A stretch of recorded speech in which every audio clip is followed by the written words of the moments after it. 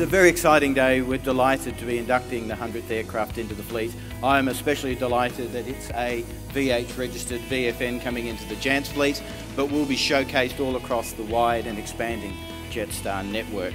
So why is this a special milestone? 100 aircraft, 9 years. This business started in 2004, very humble beginnings with 14 Boeing 717s.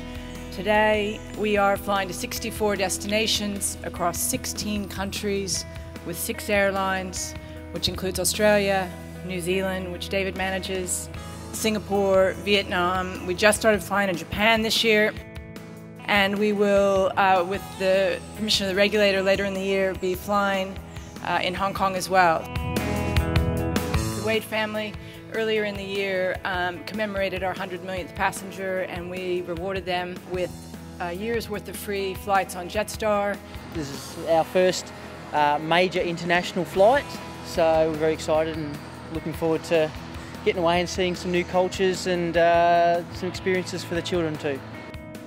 I love Jetstar. Oh, there we go.